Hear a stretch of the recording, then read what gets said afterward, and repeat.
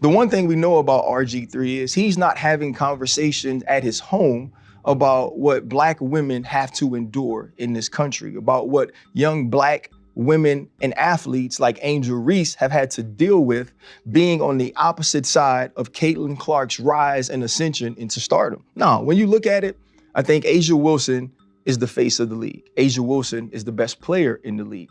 Caitlin Clark is the most important player in the WNBA. And a ton of her fandom has come along with some racial bias or some racial pieces to why people love her so much. And so now, if you're RG3, when is the last time within your household you've had a conversation about what she's dealing with? You haven't been able to do that because in both of your marriages, you've been married to white women. You haven't had opportunities to have those conversations to educate you on what they're feeling, what Black women deal with, what they're seeing when they think of a young Angel Reese. And the whole time that he's mimicking Angel Reese and bobbing his head and moving his neck while he's doing this whole piece, his wife is in the back amening and clapping. When I worked with RG3, he would make all of these sort of corny jokes about milk and how much he loved it and how important it was. And he always points out on social media the color of his wife's skin, as if the color of her skin is what makes her special, as if the color of her skin is what makes her a good wife. Okay, so yesterday was a pretty intense day in the sports media world after the tweet and video RG3 posted following the altercation between Caitlin Clark and Angel Reese. Clark had made a routine foul to stop Reese from an easy bucket, which prompted a reaction from Angel Reese.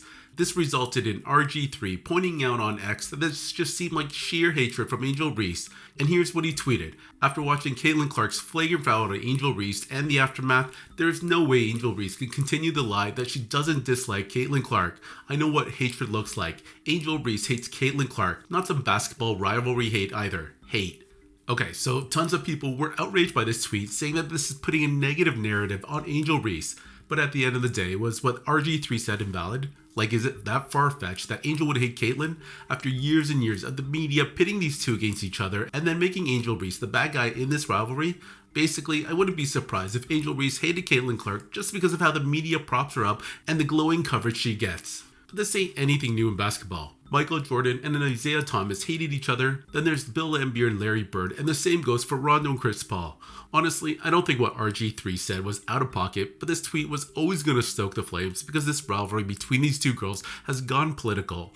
Anyways, in the beginning of this video, I played you a snippet from Ryan Clark's reaction to what RG3 had to say, and his reaction was pretty controversial because you started having some fans calling on ESPN to fire Ryan Clark.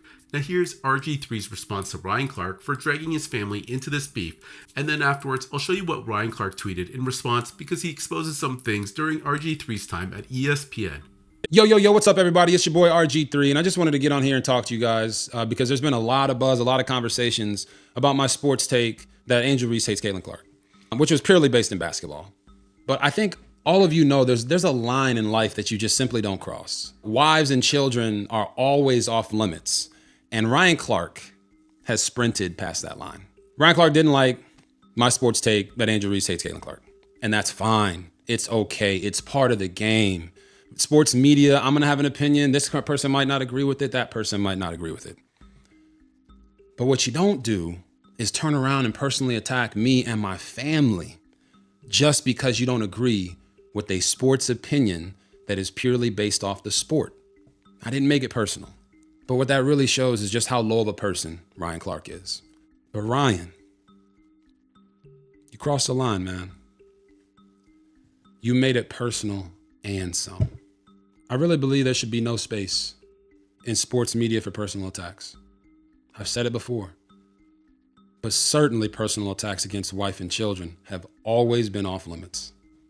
Ryan, you attacked me and my family in a public forum on a level that shows just how low of a human being you are.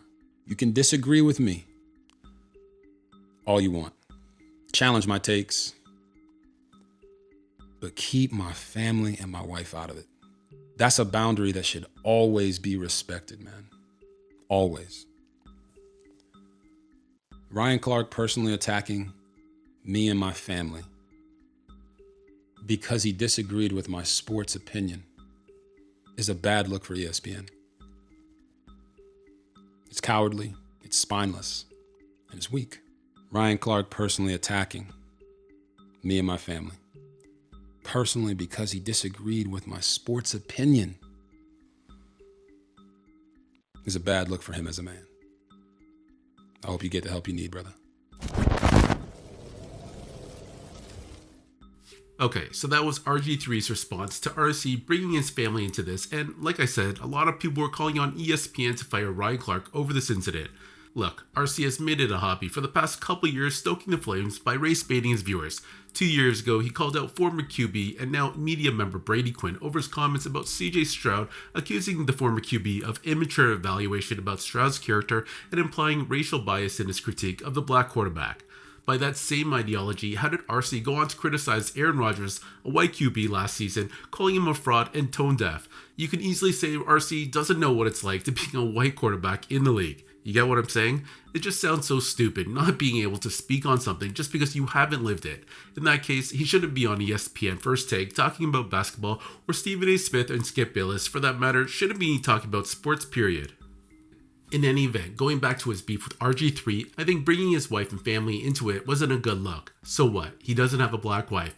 I'm pretty sure RC has a white baby mama according to Marcellus Wiley, but that still doesn't give him the right to say that to RG3. RG3 has a black mother who I believe is in the military, so does that now give him the right to speak on this issue? Or what about all the viewers who are commenting on social media? I'm pretty sure 70% of them are unmarried young black men. Do they not get an opinion since they're presently not married to a black woman? That said, Ryan Clark, after watching RG3's response video, went on Twitter and then tweeted this out.